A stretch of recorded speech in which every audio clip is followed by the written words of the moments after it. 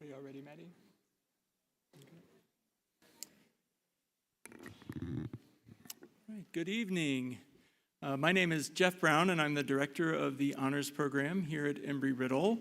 I want to first thank you all so much for being here. You're supporting our second honors series event of the 24-25 academic year. By being here, you're really helping us to ensure the continued legacy of this program for the honors series.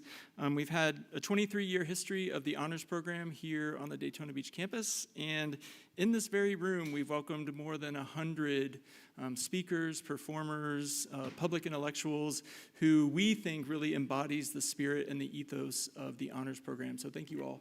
Thank you all so much for being here. To begin, I just wanted to share a few thoughts that might help frame the conversation and explain why I think it's important. One of my favorite things about being a professor at Embry-Riddle is I would never get to teach in a classroom this big. I think this is the only room on our campus that would actually hold this many people. But in doing that, I have the opportunity to start off all of my classes with questions. And so I try to come up with like a thought-provoking, engaging question just to get those intellectual wheels turning. And the one that I came up with for this evening was, what percentage of major airline pilots in the United States are female? And so I'm not going to share that number with you, and I'm sure you can all go home and look that up this evening. But an even more interesting thought exercise I had was every time you're walking off the plane, getting ready to step back out of the airplane, you have a chance to greet your pilot. So when was the last time you had a chance to greet a female pilot? And when I thought about that, I couldn't come up with one. Nothing registered. And so I got the idea, and I'm guessing that you might be feeling the same way. And so I really wanted to start off by saying, if that makes you uncomfortable, that's okay, because that's why we're here. And so the unofficial motto of our honors program is be the change. And so the two women that are seated before you this evening, I think, are amazing examples of what it means to actually be that change in the world. So I'm honored and grateful that they're both here to share some of their questions and experience with us this evening. Before I do the formal introductions, just a few announcements related to housekeeping and our agenda. If you do need to leave during the conversation at any time, please use the exits to the rear of the auditorium. And once we finish with the interview, we'll have an opportunity for questions and answers. There are microphones set up here at the bottom of the stairs, so you'll be able to form a line and then ask questions after the interview. After that, Ms. Northcutt's agreed to sign some of our program flyers if anybody's interested in one of those. So we'll have a table set up here, and we can do that. So now on to the introductions.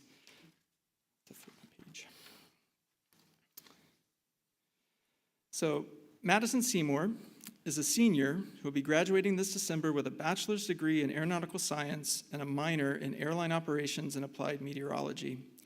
In addition to being a dedicated student in the honors program, she also served as the vice president of ERAU's Women in Aviation chapter, a resident advisor of the housing department, and a general member of the Alpha Omicron Alpha Aeronautical Honor Society over the past 4 years. Maddie is currently working as a flight instructor with the ultimate goal to fly for a corporate flight department. As a first-generation pilot who has relied on numerous mentors to guide her pathway into the aviation community, she strives to reciprocate the same support for her peers and the next generation of future aviators. And for Ms. Northcutt, in her early career, Poppy worked as a return-to-Earth specialist on the Apollo program and was the first woman in an operational support role in NASA's Mission Control Center. She was a member of the mission operations team that received the Presidential Medal of Freedom for rescuing Apollo 13. Poppy was also awarded the prestigious Silver Snoopy Award for her contributions to the Apollo 8 mission, which marked the first time a crewed spacecraft ever orbited the moon. After spending her early career in the space program, Poppy became a lawyer and clerked for a federal appellate judge, and then prosecuted and later defended criminal cases. She was the first felony prosecutor in the domestic violence unit at the Harris County DA's office. In private practice, she specialized in criminal, trial, and appellate work. In the 1970s, Poppy was a member of the National Organization of Women's National Board of Directors, the founding chair of the Harris County Women's Political Caucus, and the first women's advocate for the city of Houston, and a special conference consultant for the U.S. Department of State. I really love her byline on Twitter. One-time rocket scientist, sometime lawyer, full-time feminist, and voting rights activist. So please join me in welcoming Maddie and Poppy. Thank you.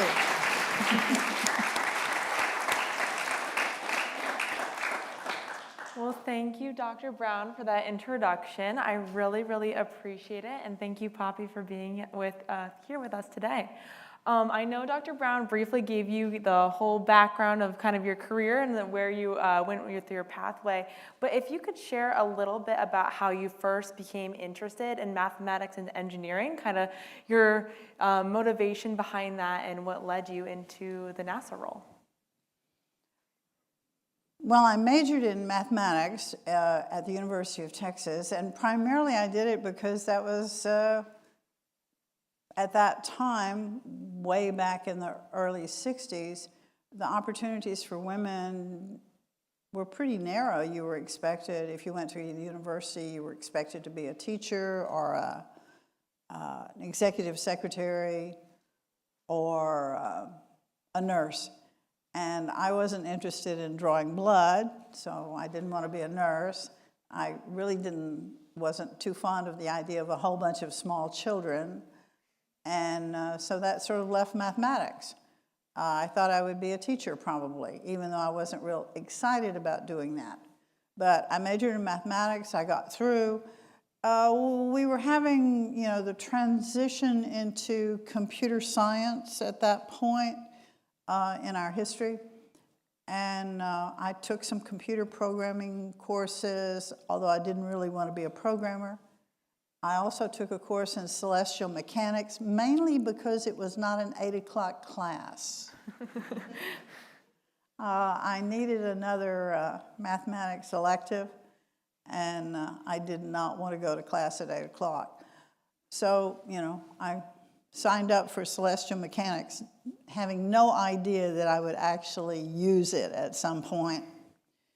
So I went looking for a job, and I interviewed at a place called TRW Systems, which was a big defense contractor and also an aerospace contractor at the space program in Houston, and was offered the job of computress, gendered computer, which I thought was a little strange, but it sounded interesting, so that's how I got started.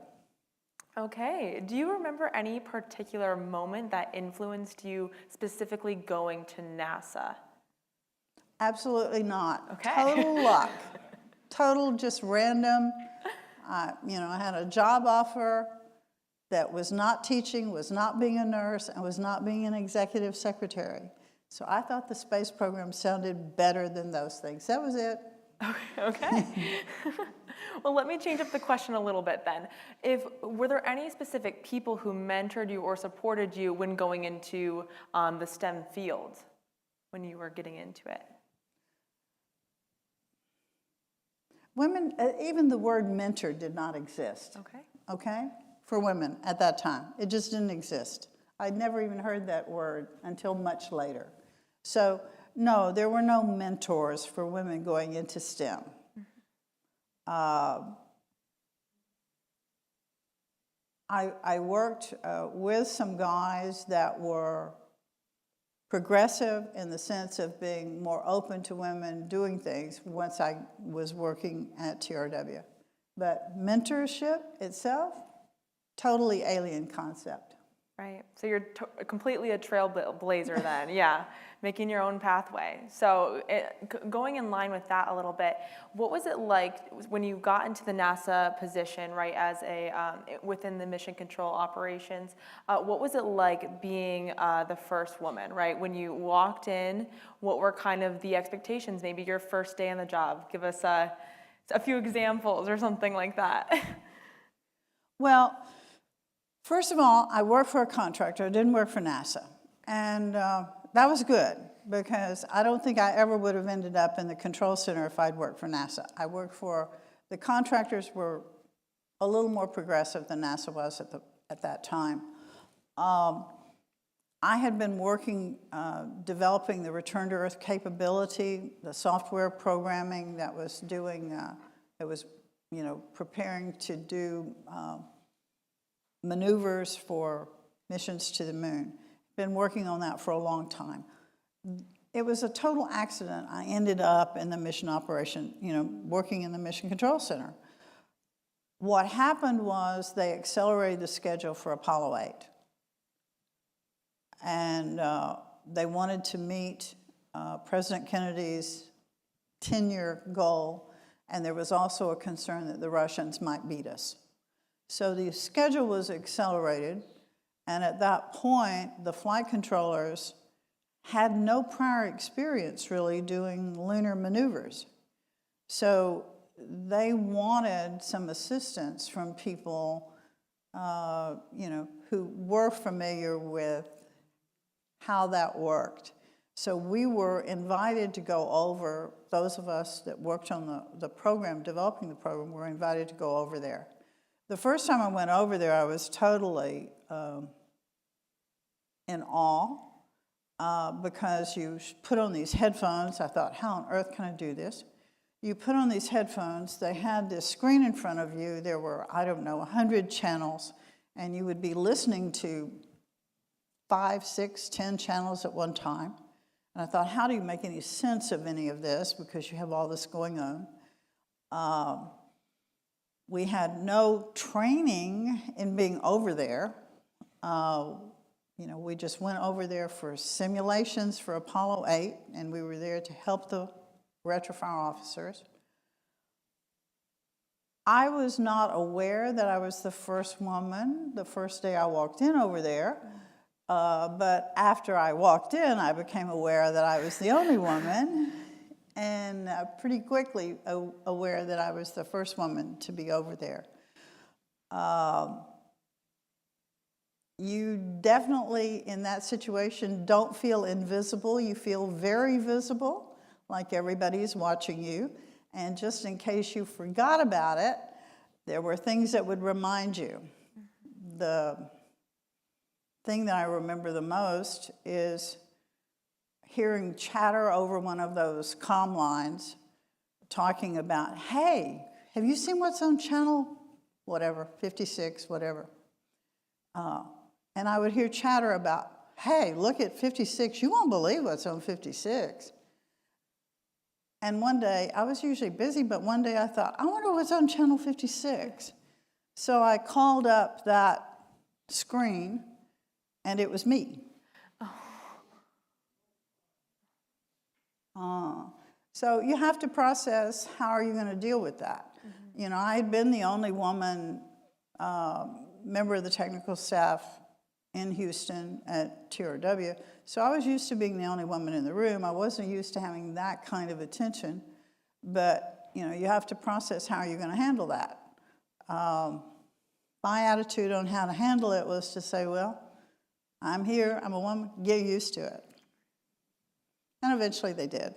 But, I had no roadmap about what to do about that kind of thing. And so, you just gut it up and go on. Right. Just combat it one day at a time, right? Facing the challenge, exactly, head on, exactly. Could you walk us through a typical day, what it was like working on the Apollo mission, right? What were your tasks? How did you accomplish them? Or maybe some setbacks that you would typically face in a day? Well, there's a big difference between when you're in the Mission Control Center doing doing simulations or doing a mission. Mm-hmm. I mean, there's that. And then there's the real work that we were doing, which was across the street and developing the capability to do those maneuvers. Mainly in developing the capability to do those maneuvers, we were just running a ton of data, and I was looking for bugs. I thought of myself as being an exterminator, because if you're talking about having an abort program, which is what we really developed, it was later, the language was cleaned up to call it the Return to Earth program, but it was initially contracted as the abort program to get them home in case of something bad happening. You can't have errors or bugs in your abort program. You're already in deep ship trouble if they're using an abort program. So, you know, the number one priority and the number one thought from the minute you walk in the door until you walk out is there an error here? Is there a loop here? Is there a division by zero here? Is there, you know, a sign that's wrong so that it's going to go this way instead of that way? Just testing.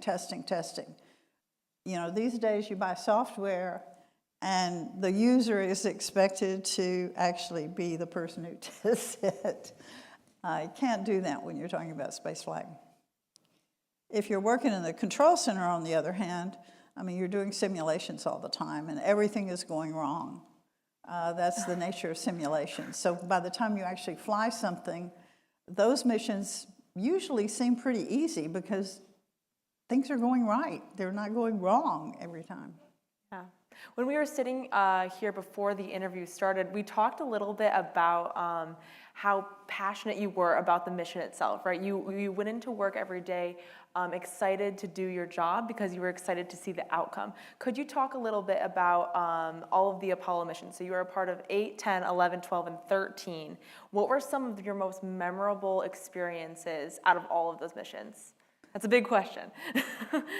Well, for me, 8 was the most exciting because I think 8, in terms of the planning for the mission, that you know, was the greatest leap, okay? For us to actually leave, you know, being controlled primarily by the gravity of the Earth and then traveling to the moon. You know, the hardware was new, the software was new. I mean, you know, everything was basically new trying to do 8.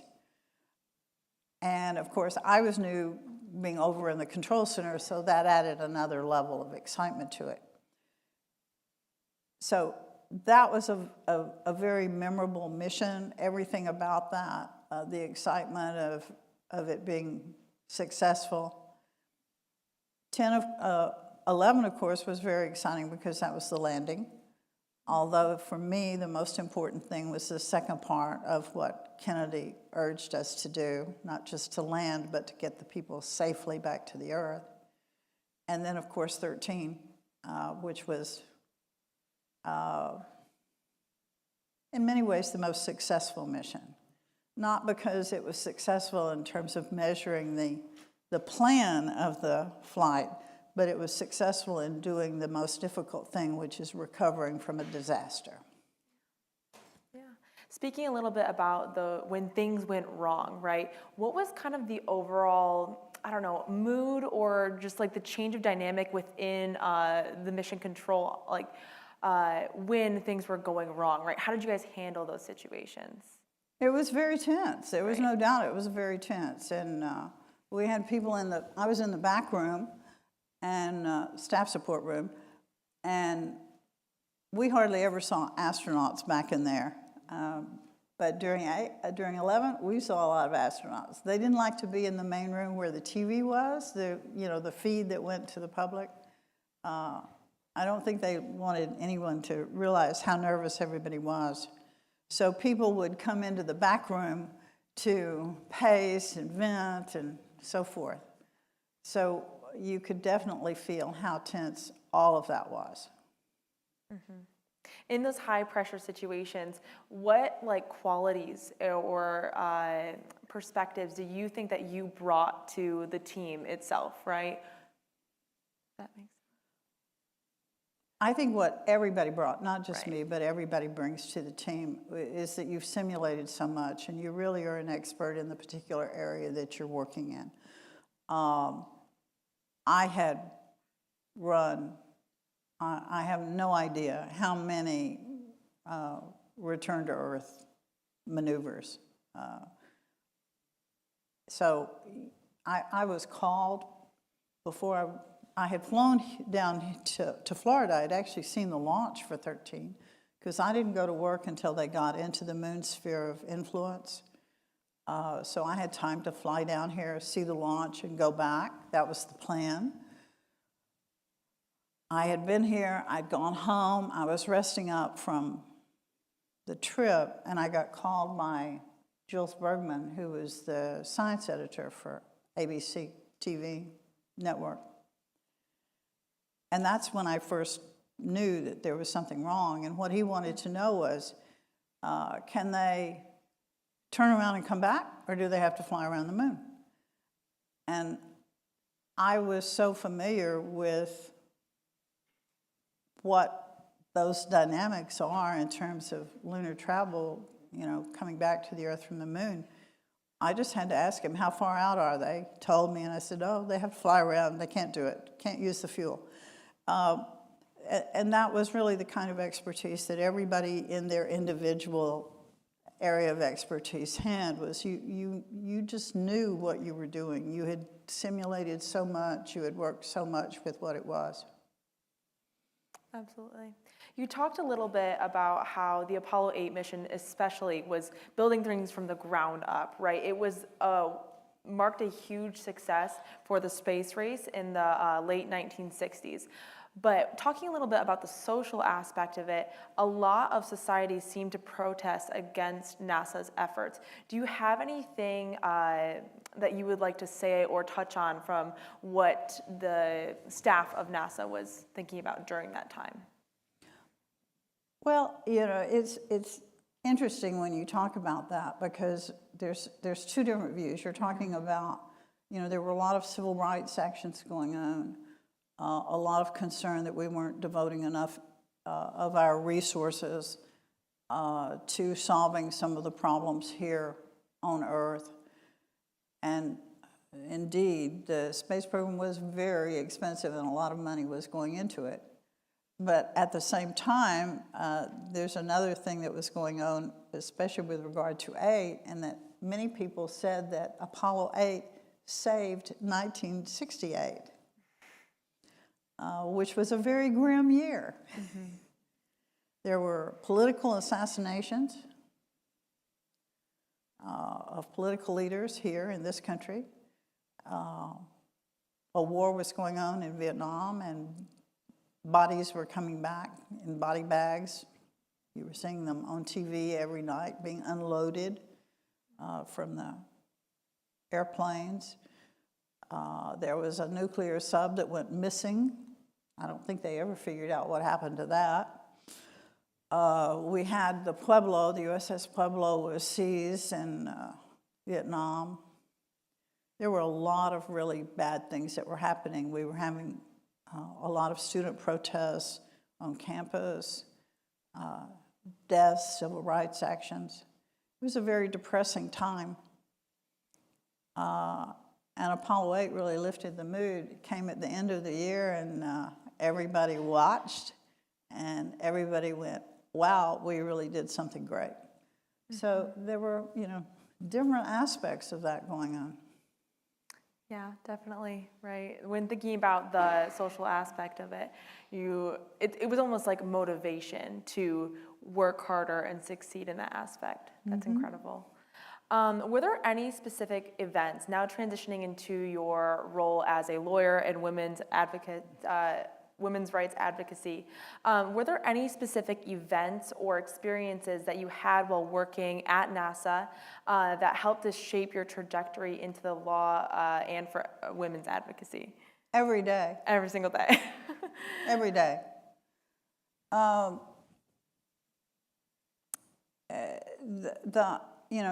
The strictures on women were so tight at that time, and we didn't have women's studies programs at the time, so I didn't know you know, I knew I lived in a sexist society, but I didn't know the details of it. And there were a lot of details. At that time, there was protective legislation that prevented, well, there were wage and hour laws that if you were an hourly worker, and I started out as an hourly worker, as a computerist, that said that if you were a woman, you were not supposed to work more than 9 hours a day, 54 hours a week for your employer. Now, that didn't keep you from working 2 or 3 different jobs. It really meant that you couldn't get paid for more than that, which was prime real estate in terms of making money, you know, being cut off from your overtime. I quickly learned about that, and I recognized how unfair that was. Not just that it was affecting money, you know, in your paycheck that day and that week, but that I understood, and I still am sort of shocked that I understood this intuitively, that it really hampered your ability to get promoted tremendously. It really hurt your future prospects. So I didn't follow the rules. I worked. I would be told to go home. I would be told I couldn't be paid. I would still work because I knew that in order to be accepted as an equal, I had to work like I was an equal. And if you were going to leave at 6 o'clock and the guys were going to stay and work till 8 or 10, you were never going to be accepted as an equal. So every day I was there, I was aware of that. Those were great examples. Thank you for sharing that. Why did you decide to shift careers, and why specifically did you choose law? To a large extent, it was the influence of a federal district judge that I had met when I was the women's advocate for the city of Houston. I would have lunch with him, and I would complain about what he was doing on the bench. And he would tell me I needed to stop practicing law without a license. So I finally decided I was going to go get a license, okay? No, I would joke with him about that. But working in a very discriminatory environment, I was conscious every day about that I was actually pretty privileged in that system, and that most women were not having these opportunities. Most women did not even know that they could do these kind of things. And I felt like I had to do something about it, that if you're among the fortunate ones, you should do something about it. You shouldn't just sit around and draw the benefits for yourself. So, I became active in the women's rights movement. Becoming active in that, I became even more aware of different kinds of discrimination. And as I said, I had a federal judge that was a friend who was giving me a hard time. So I ended up going to law school. Wow. Yeah, you had a goal and then you followed it, right? One conversation turned into you changing careers and following that pathway. In your advocacy work, what were some of the key issues that you focused on, and how did you attempt to combat these issues? Well, we had a lot of discriminatory laws that were on the books. Laws that affected equal credit, for example. Women couldn't get credit in their own name. I was single, so I didn't have that problem. Most of these laws really disadvantaged women who were married. But I became aware of those and very concerned about those. Equal credit laws, they had problems maintaining custody of children in divorces. What would happen to women in a divorce in our state was not good. Equal pay problems, equal promotion problems. We had discriminatory want ads. I mean, a lot of the discrimination was very blatant. So all of that was a motivator to take action. And one of the primary things that I worked on was to get passage of a constitutional amendment to our state constitution guaranteeing equal rights. And the passage of that, which quite frankly, it would not pass today. Our legislature would not let it out today. They're so retrograde. But it passed, our legislature went to the voters, and it passed by the voters 4-1 statewide, 8-1 in Harris County, which is the biggest county. So that was a big achievement. And in the aftermath of that, many of those laws that were discriminatory were either taken off the books or modified. So that was a big success. And every success, of course, gives you the feeling that you can have another success. Yeah, empowers you to do the next thing, take on the next task. That's incredible. I would love to hear your opinion about the difference between equality and equity and what that kind of looks like in women's advocacy. Well, equality is primarily a legal concept that's looking at, is the law treating you the same? I mean, equity is a more generic concept, I think, that looks more societally about all of the penumbra, not just strictly your legal status, but how you feel and how you're treated in society as a whole. In a way, it's easier to get equality, technically. It's easier to manage the legislature than it is to manage human attitudes. And we still have a lot of attitudes that we have to change. Definitely. Compared to today's advancement in gender equality, do you see any parallels between the progress that you made during your time and today's effort of gender equality in STEM? Women are still not represented as well as they should be. We still have massive employment discrimination, best as I can tell. Women are still not earning anywhere close to 100% of what males earn. And the problem is even far greater for women of color. That disparity is huge still. When I started working, women on average were earning about 53 cents on the dollar as compared to men. Now it's maybe 80%, but the predictions are in terms of closing the gap, we're just not moving. We've been stuck at about 80% for a long time. And as I said, women of color, that's more like 53, 55, 60%, a big disparity for them. Right. What changes do you think would have to be done to fix or rather change these issues such as the pay gap? Well, one of the problems is always this thing about a new employer wanting to use your past salary, okay, as a baseline to start where they're going to pay you when you go in. And the way that hurts you is if you experience past discrimination, you never get past it. I mean, you can't ever catch up because that next employer is going to base your current salaries more or less on what you earned before.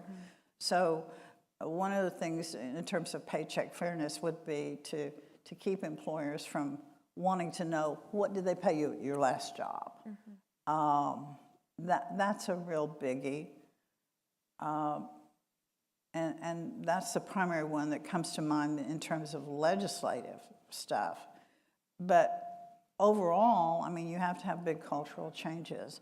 And that takes place by each one of you going out and showing people what women can do. I mean, there's a lot of women in this room, and each one of you is a role model for other young women.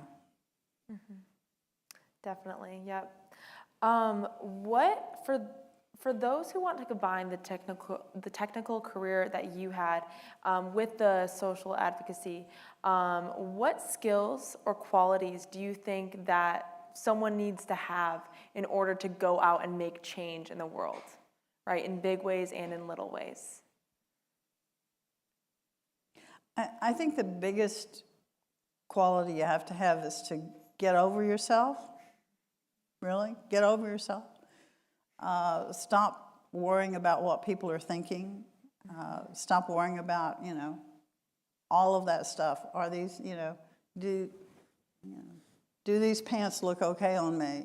You know, all of that stuff that's about yourself, that's filling all that negative self-talk that's going through your head about thinking, well, you know, I don't know if anybody's going to pay attention to me. I don't know if this, I don't know if that. I may look like a fool. I don't know enough. You're never going to know enough. So, you know, it's not that I discourage ignorance. Try to find out what you're talking about first, but don't let the fact that you're not the world's greatest expert keep you from getting up and speaking out about something. If it's important to you, it's worth speaking out about. But again, people control themselves. They let their own fear and their own self-consciousness often get in the way of them speaking out and letting people know what they think is important. I've seen that over and over again. And women in particular have been socialized to try to please, which means not taking risks, not worrying, you know, being concerned that somebody may have a negative attitude about you for speaking out. You just got to get over it. Right. When seeking for opportunities, I've constantly been told to ask any questions, because the worst thing that could happen is they say no, right? And then life goes on. So I think that's the biggest thing that's helped me so far, and I think that parallels what you had to say. Yeah, I agree. Just, you know, stop worrying about yourself so much. Right. You know, remember,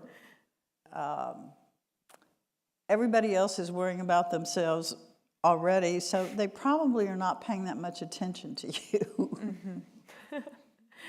Absolutely. So thinking more about specifically to your career, right? That was more of a social, you know, personal level on.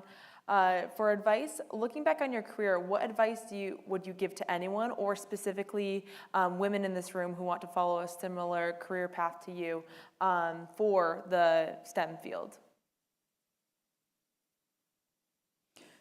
Just not being afraid, and you know, if you want something, go for it.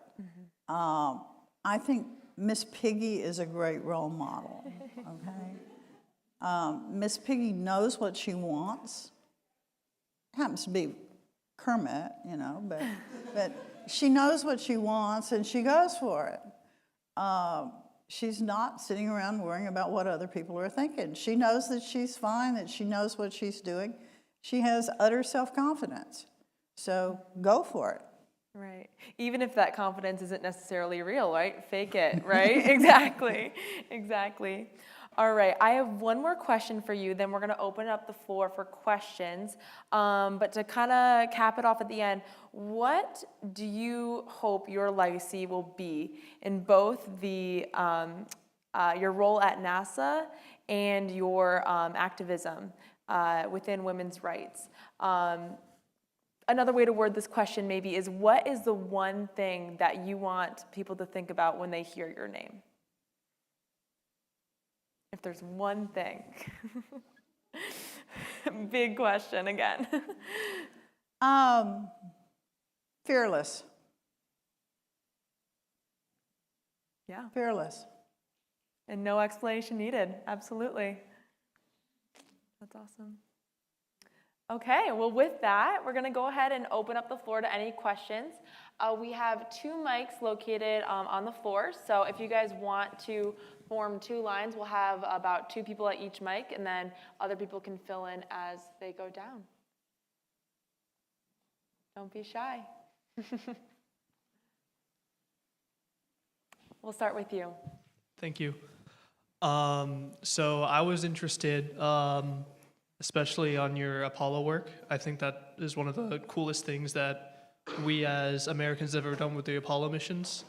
I was just wondering, when you were in that room in the control center, who were some of the brilliant minds who not only inspired you to continue doing the work that you were doing, but also you knew were kind of the like almost like this, like the backbones, like the some of the great people who you learned from, and you were able to take that experience outside of the Apollo missions and put it into your career and your future in law and advocacy, woman advocacy.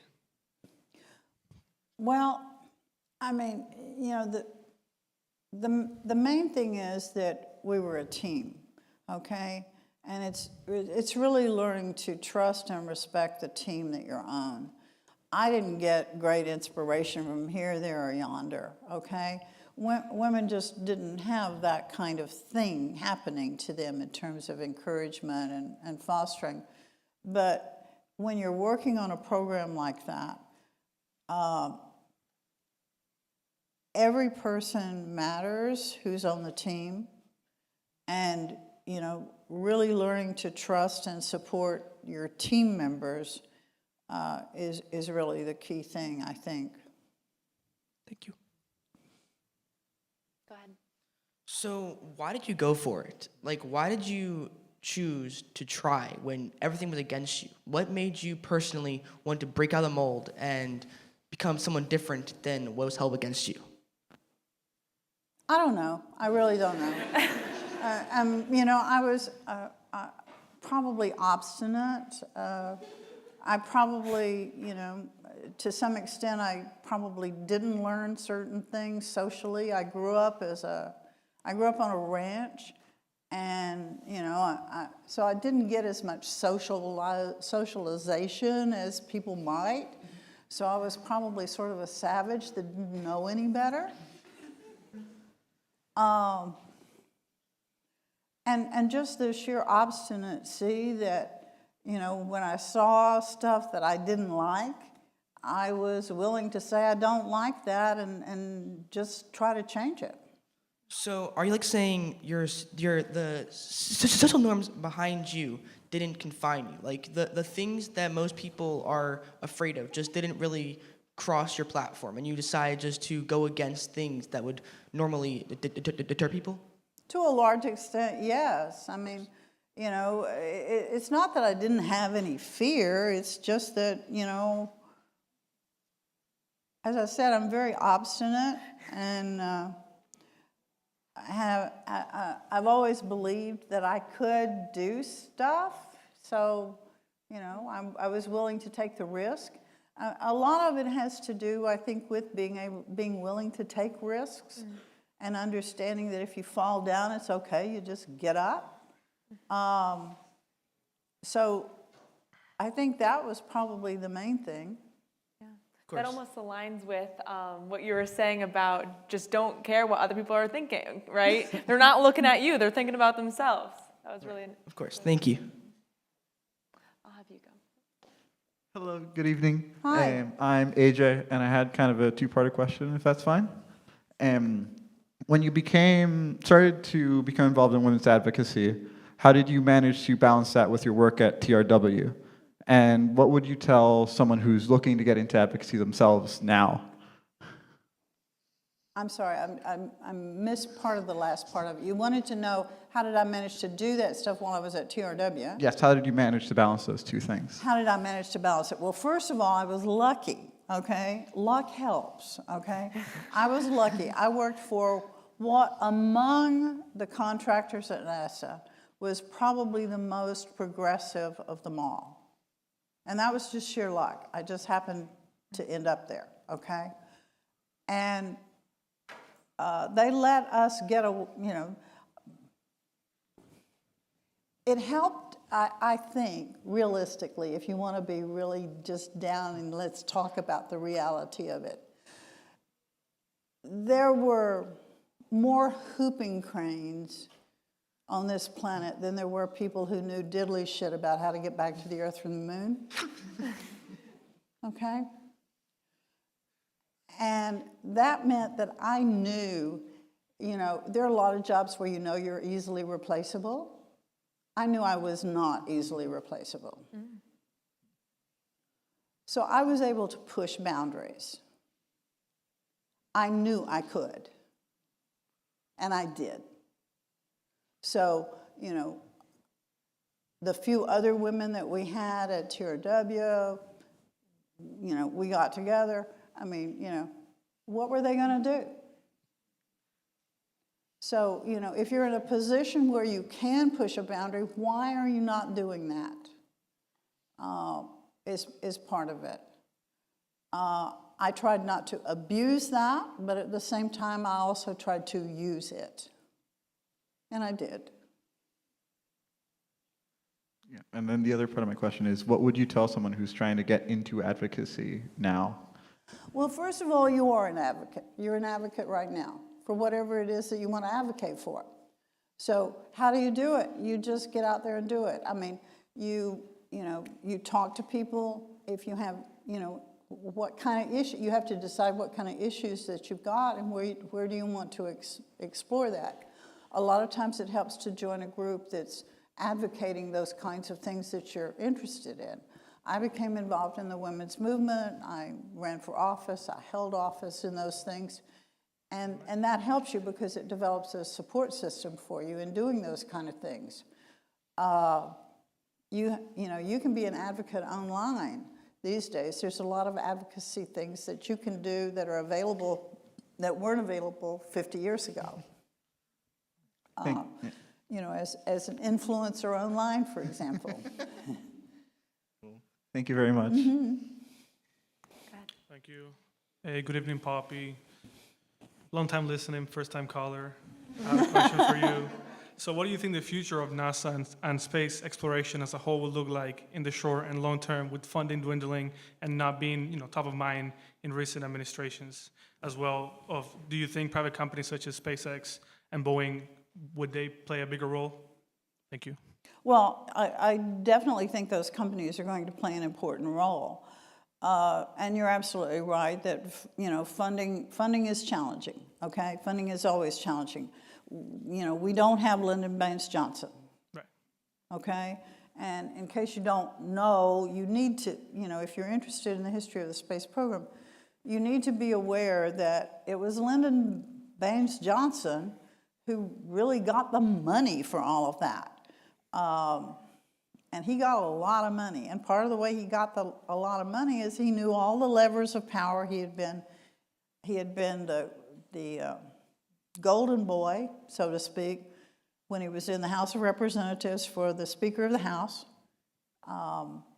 So he knew where all the bodies were buried in the House of Representatives. And then when he was in the Senate, he was the majority leader. So he knew where all the bodies were buried in the Senate. And so when he became vice president and then president, he knew exactly what kind of levers to pull. And he did, okay? We don't have anyone like that these days in terms of real advocacy for the space program in the government. And,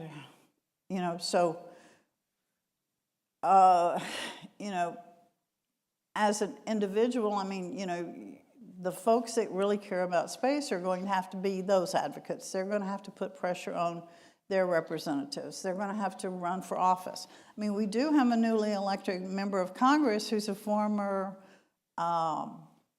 chief of staff for NASA, a guy named George Whitesides out of California, just got elected to Congress.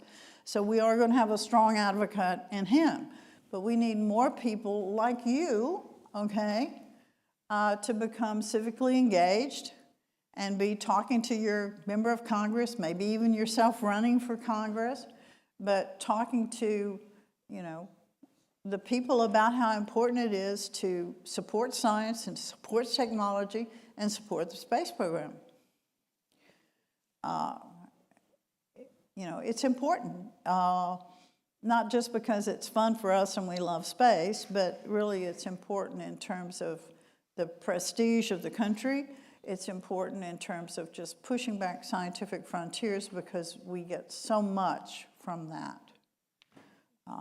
But I wish we had another LBJ, okay, who was 100% gonna get the money, okay, gonna get the money.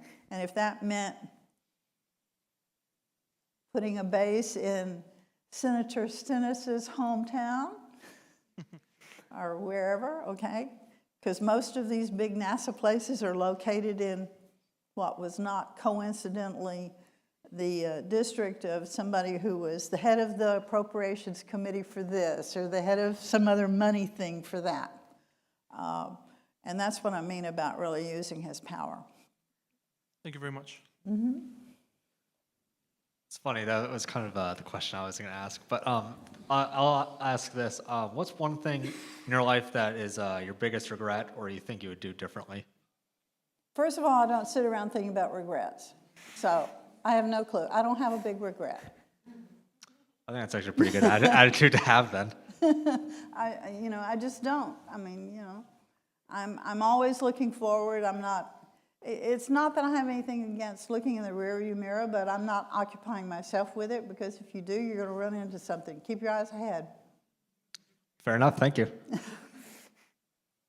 ahead. Hi. Hi. I was just wondering, you said you were working for a contractor, not really for NASA. How did you end up working for the contractor, and how did he connect to NASA, was my question. Well, I mean, the contractor had big contracts with NASA. That's the answer to that part of it. I mean, we had a big contract with the Mission Planning and Analysis Division at NASA in Houston, at what is now JSC, to develop a whole family of programs for lunar operations. I just happened to interview with them. Many of y'all have all of these wonderful life plans, and I think that's great. I just happened into a lot of stuff. That's fair. So luck. Just luck, Okay. But, in addition to luck, you got to take advantage of your luck when it happens. Thank you. Sorry. What's your advice for example, like a lot of times, like you said, you're like the only woman in the room and stuff like that. What is your advice when you're doing, for example, group projects? Like even when you're working with men or any like group where even if they're not doing it on purpose, you can tell they're kind of conditioned to like think differently about you. What's your advice for trying to stay on good terms when doing group teamwork while also still advocating for yourself, specifically like as a woman in STEM? I think the number one thing is you've got to become a member of the team, okay? So once you become a member of the team, they're going to stop thinking of you primarily as a woman. They're going to think of you as a member of the team. So you've got to be very team-oriented. That would be the biggest advice I have. If the team works late, you work late. If the team, likes guitar music, you start liking guitar music. I mean, you got to become a member of the team.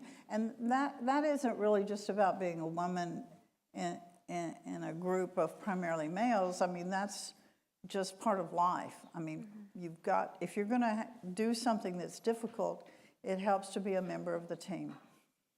Thank you. Hi there. So I've read that you've also served as an election judge in Harris County, I Yes. believe. Is there any significant similarities that stand out between mission control and like the room on election day, in terms of like a large group of people coming together in pursuit of a specific objective? Well, in the sense that, you and the other election workers have to form a team in order to do the job, yes, there's a similarity. There's also a similarity in the sense that it's a stress situation a lot of times because you have voters coming through. I mean, some of them are happy, some of them are unhappy, some of them want to complain about various things. So you have to be prepared to deal with the unexpected. And you may not have a lot of time to make your decisions. It's a very challenging thing, and I would encourage all of you, to become involved, to become civically engaged, and really find out what's involved as an election worker. Probably, I don't know what the rules are in Florida or whatever your home state is. They vary from state to state, but almost all of our elections across the country rely on regular citizens showing up and actually running those elections. So, I would encourage you to do that. You'll learn a lot about yourself. You'll expand your skills, and you'll also do a big service to the community. Thank you. We have about 5 minutes left, so I'm going to have these three people be our last few questions. Go ahead. Okay, thank you for coming tonight. I was in college during these Apollo missions, and my friends and I paid a lot of attention to those missions. They were the most amazing things we had ever seen. And you and your colleagues deserve a lot of commendation and thanks for shining a light during a very dark time. You remember the time I'm talking about, Of course right? I do. It was bleak. It was a very difficult time, and the next year after Apollo 8, they were shooting students on campuses, and more than one campus. But I commend you and I thank you, and I'm very proud of you. Well, thank you.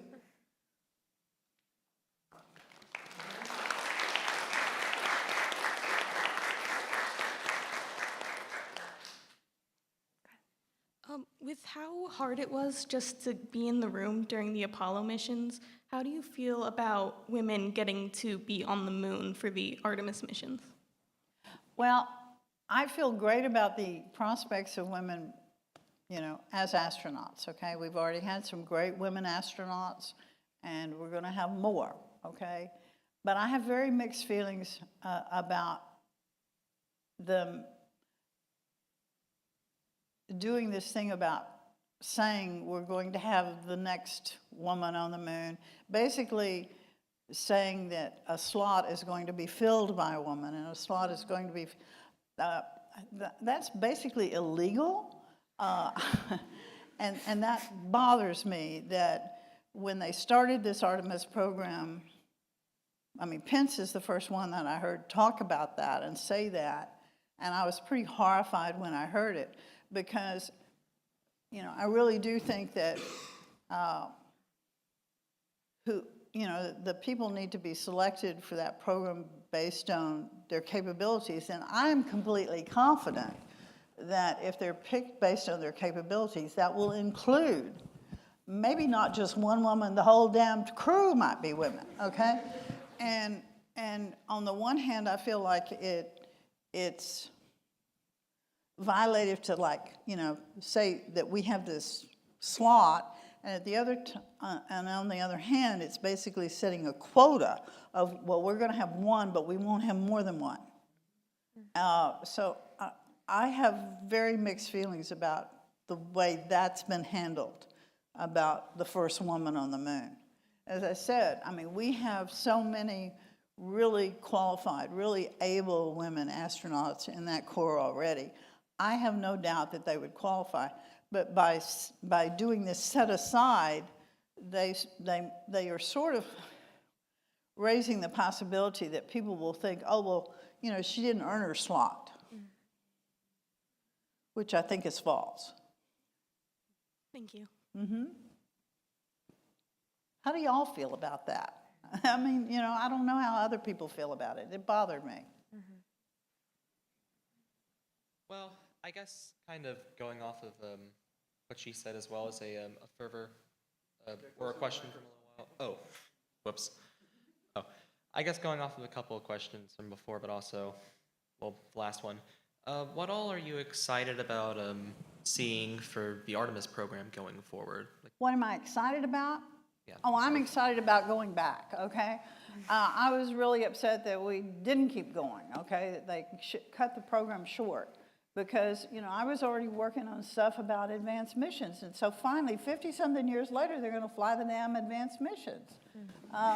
You know, but I was already working on 2 and 3 impulse maneuvers, on you know, doing something more interesting than just those 1 impulse maneuvers to get in and out of orbit. You know, we did not explore the moon. We only explored a small region of the moon. You know, we're just now getting data back, as I understand it, from the Chinese landing on the back, what we call the back side of the moon. So there's a whole lot that we just don't know about our closest neighbor. So I'm very excited about going back. We have a lot to learn. Thank you. Wow, sorry. Thank you all so much for being here. Thank you, Poppy, and thank you, Maddie, for the amazing conversation. And thank you all in the audience for being here and participating. Let's please give them a round of applause. Thank you.